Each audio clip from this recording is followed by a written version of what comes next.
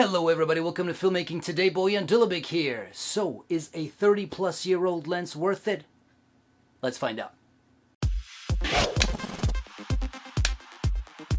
This is the Sigma AF 75-300 f-stop 4 to 5.6 DL macro lens. Long name. This is a vintage lens. I'm not really sure if it's the 70s or 80s. I think it's somewhere around there. I tried to find a lot of info about this lens. Unfortunately, there isn't a lot out there. I know that this lens used to be for the Minolta cameras. Now, for all of you who don't know, Minolta used to be Sony. So it was first Minolta and then they changed the name to Sony. So basically, this is a Sony lens. Now, if you are using this lens on a Micro Four Thirds system, you will need two things to make this work in addition to the lens. Number one, you will need this adapter right here. This adapter allows you to attach the lens to the camera, and it also provides an aperture ring, which this lens doesn't actually have because this lens is actually an autofocus lens, but you can't really use that with this adapter. So this adapter provides an aperture ring, so you can actually adjust the aperture. If you have a Metabones adapter, you should be able to hook that one up to this camera, and then you can use the autofocus in the lens.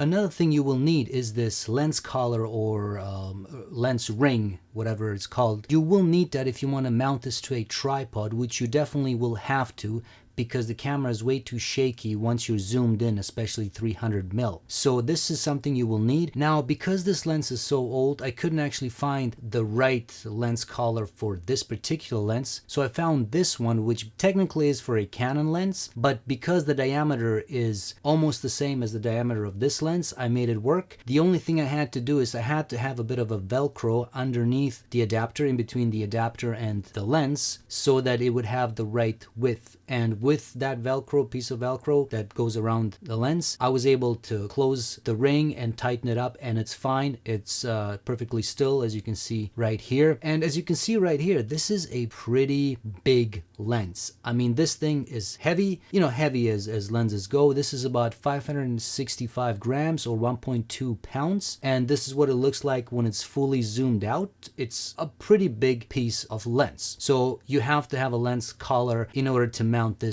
to a tripod. Do not try to mount your camera directly to a tripod like you would do with a regular lens. This thing will fall off and it will break your lens, probably. It will come off. These are two things you will definitely need in order to make this work. I bought each the lens collar and the adapter for about $20 each, 20 US dollars. So that's something to factor in the price of this lens. The lens goes for about 40, 50 US dollars. So you're looking at almost $100 for this lens. Let's look at the quality and see if this is actually worth it.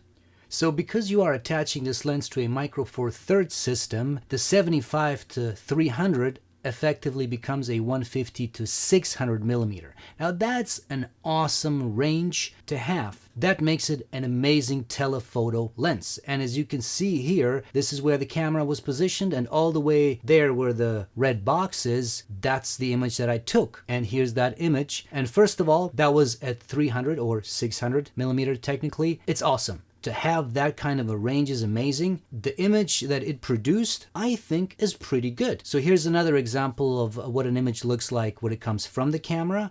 And then here's some color grading. Now, with this lens, it can be a bit of, hit and miss. So here's more examples of stuff I shot. All of these were shot at 300 mils. That's another thing. It's hard to focus this lens between 150 to 200, sometimes 250 mil. I don't know why. It's just sometimes you can't even focus things. But when you're at 300 or close to 300, you can focus things. Could be maybe just this lens, or maybe that's just how they are. If you know more than I do, please let me know. Leave comments in the comment section. Here's more examples of stuff I took. This has all been graded, obviously, and I think this looks amazing.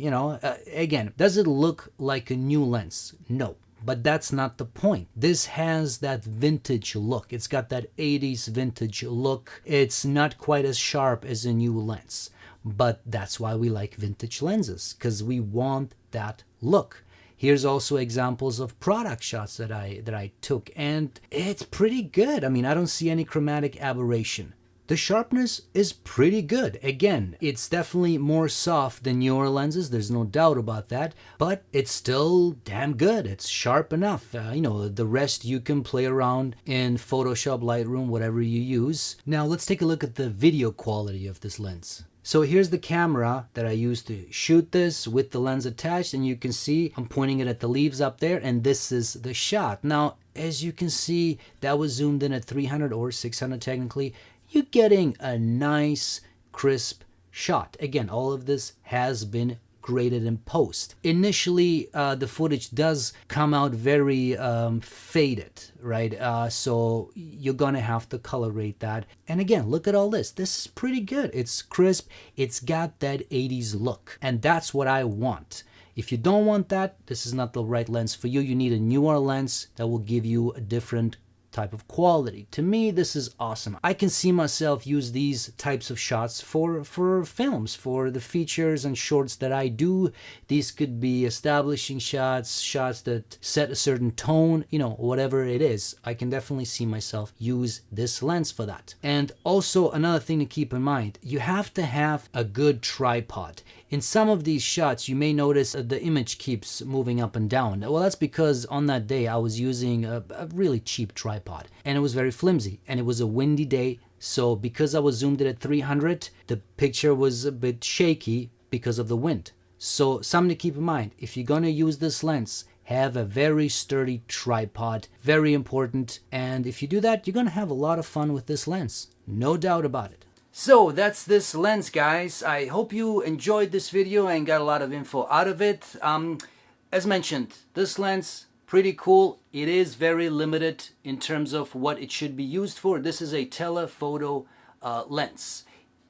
If you are a micro four thirds user, the fact that this becomes a 600mm lens, I think worth the money for sure. Now, it's a vintage lens as mentioned, so you will get the quality that you're getting. It's not a new lens. Doesn't have that new quality. You got to keep that in mind. If that works for you, go for it. One thing I do need to mention. So when you want to zoom in with this lens, you actually have to pull this out, right? So this is also known as a beer can lens because basically it is a beer can. Now, as you notice, there is a problem with that. When you pull it out, and if you tilt it up, boom. I don't know if this is just this model or if this is how they are, but that is a problem, and it's going to be a pain in the ass. If you're taking photos, you're going to just have to hold the lens like this. You know, if you're shooting up, that could be a problem in terms of stabilization because you're touching the lens, blah, blah, blah. If you're zoomed in, it could introduce shake. So something to keep in mind, which I think is very important. I do wish it was a ring, a type of a zoom, but unfortunately it isn't. They went with this. That is my biggest complaint with it. But normally it doesn't affect me too much because normally I do use this for video most of the time, or I have been so far, and I'm zoomed into mostly 300, somewhere around there, and it's usually pretty straight on, or you know, I go up or down a little bit, so it's not you know, too crazy. But definitely something to keep in mind. Also, as I mentioned, the collar here that you need to get, I did put Velcro. Oops, fell down. Never mind. I did put Velcro around it. So this is the one strip of Velcro here. It's nothing fancy, just some Velcro. I had to pat it just slightly. I need. So I found this thing, which as mentioned is for a Canon camera, and this has a diameter of 6 centimeters, which is about 2.5 inches, I believe, and that was almost enough for this. But when I put it on, it just wasn't quite. So put some Velcro on it, boom, and that's enough to hold this lens, and you're not going to have any problems. You will need this adapter as mentioned. This is the aperture ring. You have to have this because the lens does not have it. Otherwise, it's going to be useless because you can't adjust the aperture. So links to everything you see here will be in the description. Check those out. I will try to find the lens, and obviously I'll just show you what I bought, these two, and you know, you can buy the same. And that's it, guys. I think you will have a lot of fun if you understand the limitations of this lens. Like anything else in life, you know, it's all good. So hope you enjoyed this video. If you did, please hit that like button and subscribe button. Tell your friends and all that good stuff. And stay tuned for more. Thanks.